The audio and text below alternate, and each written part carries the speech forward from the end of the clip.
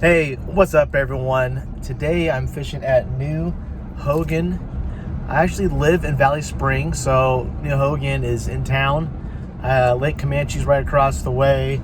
Lake Amador Party's right there. New Maloney's is just up the hill. Don Pedro McClure just over an hour away. So I got a lot of good lakes in the area, but I always get an annual pass for New Hogan, and I don't fish it enough. And I know there's good fish in here. It's always known for the striper boils. I'm definitely targeting bass today. If I run into the stripers, heck yeah, I'm gonna go catch those things. I'm guessing water temperature's probably in the low to mid 70s. New Hogan is dropping like it normally does. Not a big deal. There are weed beds around the shoreline in certain areas. I'm gonna fish those. Fish the edge of those weed beds with some topwater baits, and fish the regular points, and maybe do some scoping. And man, it looks pretty good. I just drove by the river arm, and it was a little breezy. The main body out here on that, I got a little glare on there, but the main body out there is a little bit smoother, a little ripple out there. I don't mind the wind. I like it. I think it turns the fish on a little bit. So we're gonna cover some water and go catch some fish. This is freestyle fishing.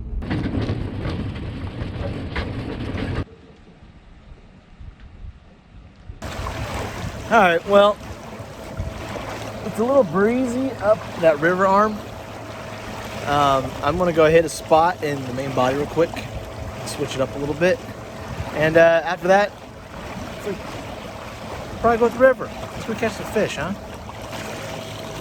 So I think one of my goals today is, besides catch fish, of course, I want to cover some water. I'm not going to fish super slow. When I throw my baits out there, I want them to hit the bottom, whatever, get in front of the fish. They don't eat it, they don't eat it. I'm going to move on and cover some water, catch fish.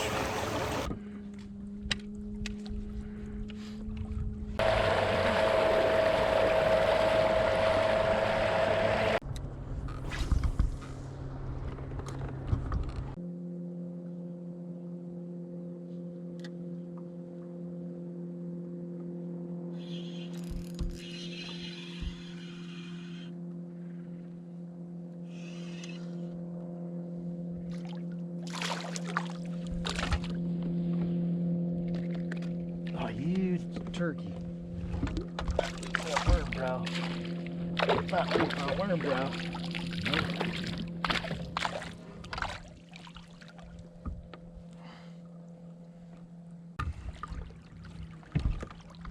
Did a bait switch to prism shad. Maybe it'll work.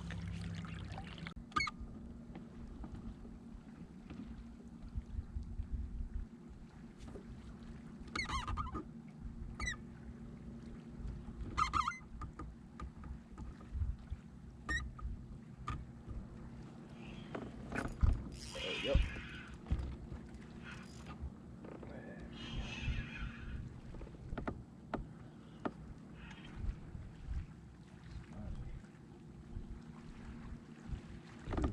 Another one with him.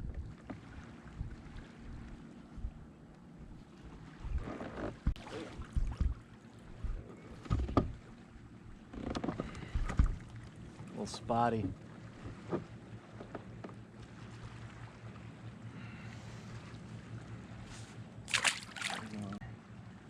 Four-inch robo worm and prism shad. And again, it didn't take long. Once the bait got down to where the fish were, it hit it right away. So again, like I've said in previous videos, there is a time and place when you have to fish slow. You got to slow your presentation down. But right now, I mean, if the fish are going to eat it, they're going to eat it. It doesn't take much to coax them into eating. They're gonna eat it pretty much right away. And that particular situation, when I was reeling that fish, and there were two other fish with it, so when these spotted bass get, you know, they get competitive for the bait. They get like a little extra pressure, like, oh, I'm going to get it first. And in that scenario right there, it worked out in our favor.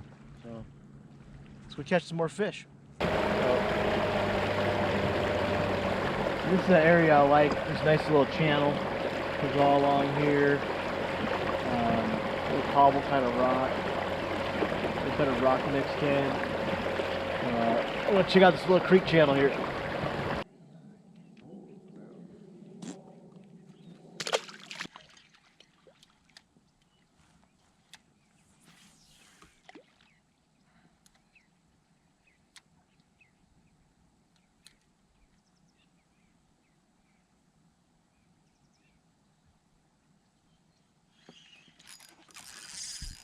There we go.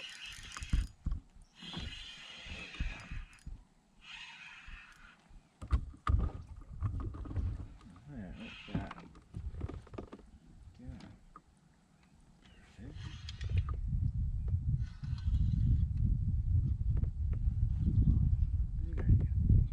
Yeah, okay, you're worth the net here, huh?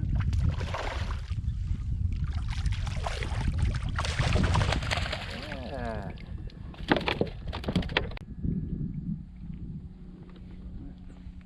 15 and a half. All right. Not bad. Not bad. Not bad. Before, you get in those little scenarios when there's 2, 3 fish, especially spotted bass, they start kind of competing for that bait. That's pretty cool.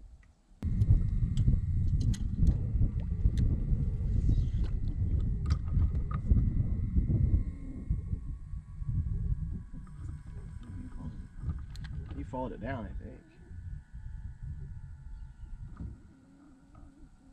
Nothing to do with it. How dare you follow it and not eat it? Come on. Ugh.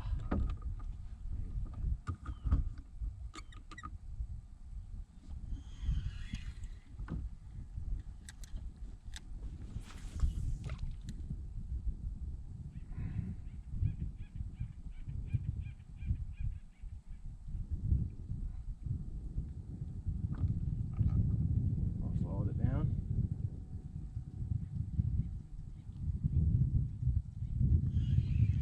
Now ate it. That's a good one. That's a pretty good one.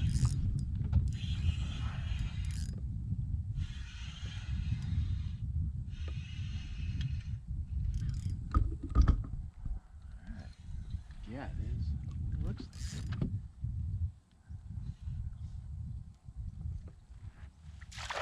Oh yeah. There we go.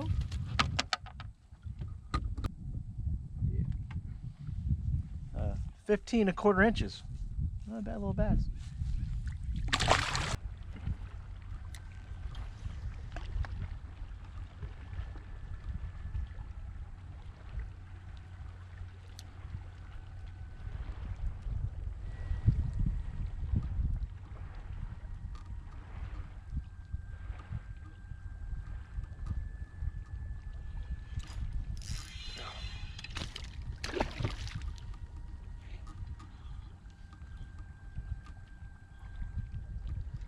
Ah, that was bigger. That's all right. Oh. Shit.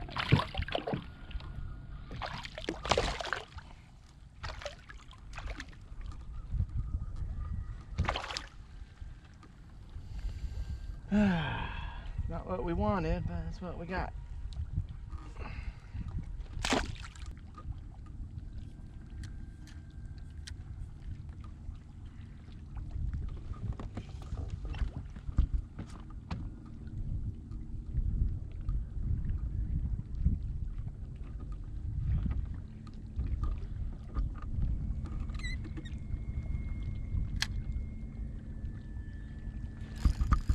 Oh my gosh, there we go. That feels good.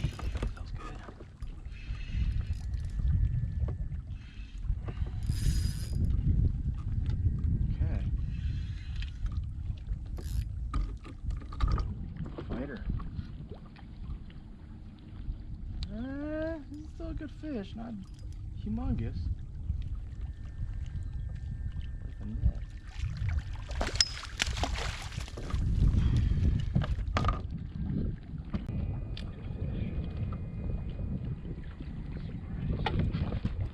that fish. That's a good one. Thank you.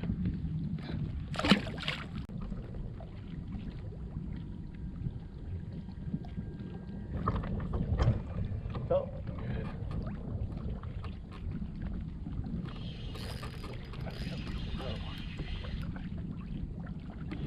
Not a big one though.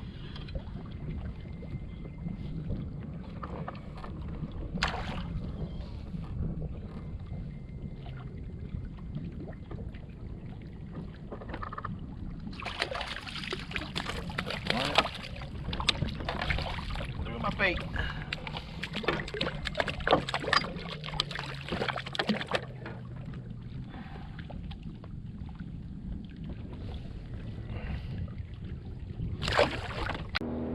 That's pretty cool. This guy stopped telling me the stripers are all the way in the back of the creek, so hey, you might go check them out. He said, go back there now, so we're off and on. Let's go check them out.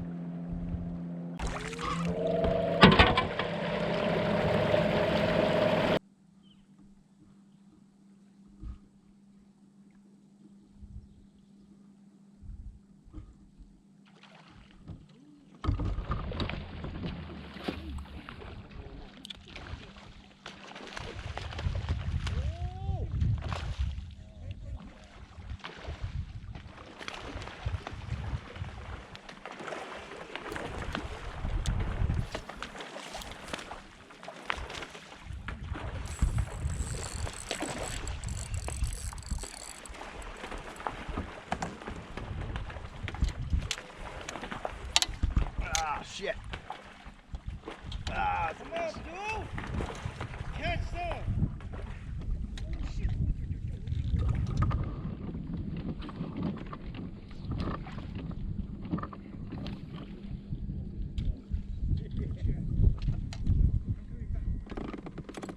Oh, man. But none of us got shit.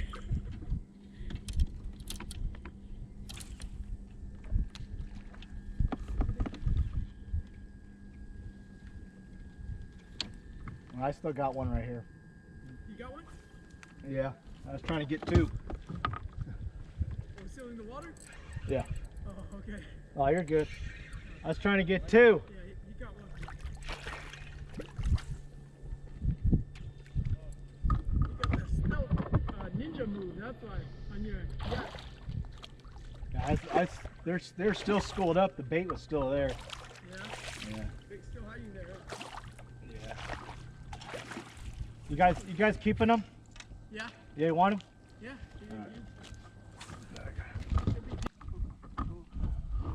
Just watch your tip. I don't want to break your fishing pole tip. You're good. No, you're fine. Okay. Here, fuck. Just grab it. Yeah, I'll grab it. I'll give you the back.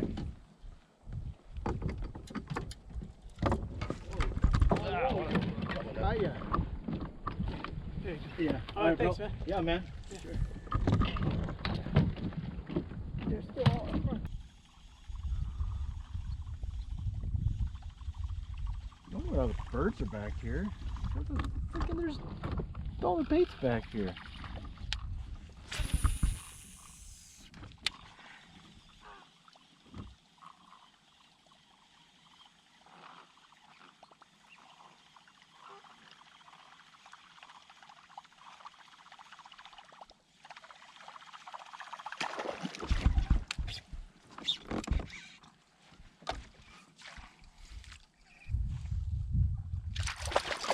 Oh, he's not that big.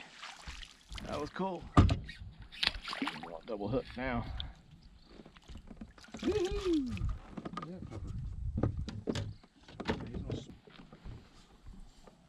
Largemouth.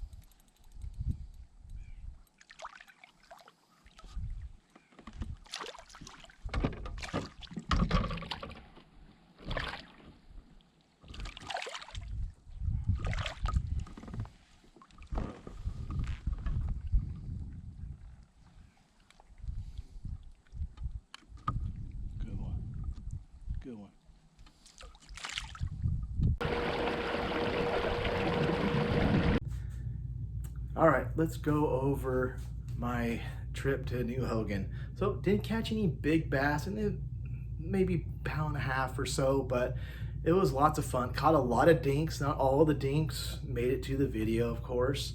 My primary bait was the old drop shot.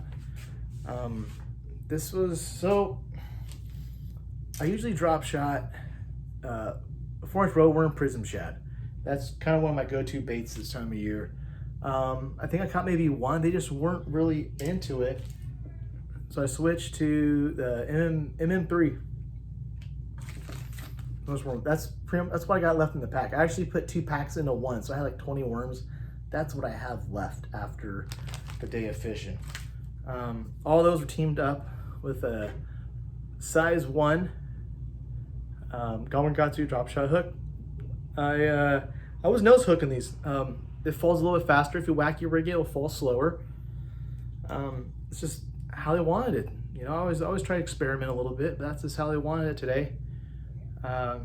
Drop shot weight, it's what, 3/16 ounce drop shot weight.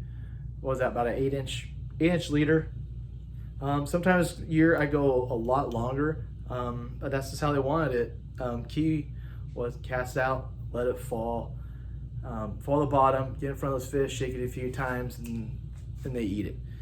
Cast out, they fall it down, they don't eat it.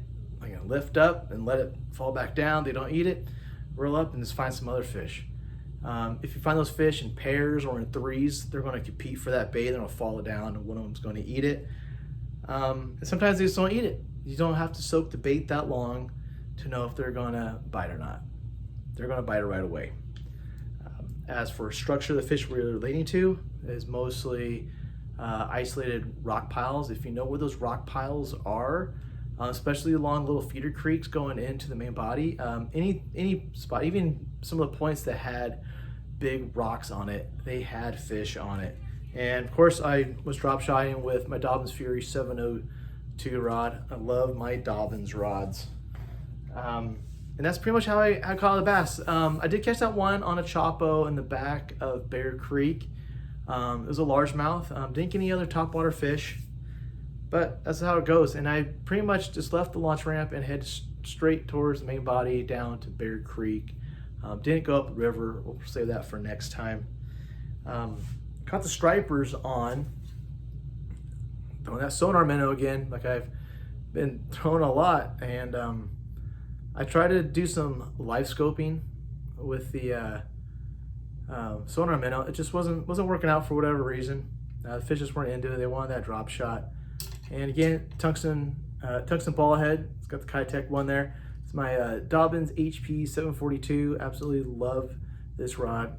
Braided line to, this is actually a 10-pound fluorocarbon leader. I was throwing that for the stripers. I've also caught them on the 5-inch one as well. And this is on that owner roller head. This is a 3/16 ounce one. And you eat fishing those boils. So all the stripers were in the back of Bear Creek this time. And you see those boils come up, cast in there, and fish that bait fast. You want to mimic a fleeing bait fish, like it's fleeing for their life. And just seeing those boils come up, cast in the middle of them, and just start reeling in, working that bait super fast. And I caught a few stripers doing that. I also caught stripers on some live shad. There were, in the back of Bear Creek, there were thousands, maybe millions of shad bait fish back there. They were super thick. If Jesus was back there, he'd be walking on shad, not on water. There were so many back there. And if you're able to catch some of them and put it on one of those jig heads and drop it down where the stripers are, you will catch stripers. There were so many back there. And one of the keys also is to be patient with those stripers. After they boil, they're going to reset, regroup, then they start pushing the bait up again. They're going to come up surface, and they come up, boil, and they start singling out little bait fish going all different directions. And then I keep that process going over and over. You know, once they boil, you catch one or so, just hang out there, just relax, don't go taking off, trying to find something else better, because there were so many back there. You just had to wait. They come up again. Just be on top of them and be ready. But hey, there you go. There's the keys. Fish fast for those stripers and the boils. Same thing for the bass. You don't need to soak that worm for a long time. Cast out, let it fall, shake it a few times, may lift up, let it fall again, and just keep repeating that. Cover some water, find those rock piles. You're gonna find some fish. Hey, thanks for watching. Maybe next time I'll show you another part of New Hogan. We'll go up that river, maybe get some bigger fish. I know there are bigger bass in there. I've caught bigger bass, but hey, it's a good day on the water. Hey, thanks for watching. If you have any questions, put them down there in the comments, and I'll see you on the water.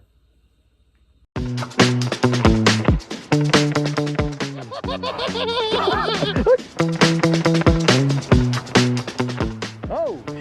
Oh, she's slipping in there!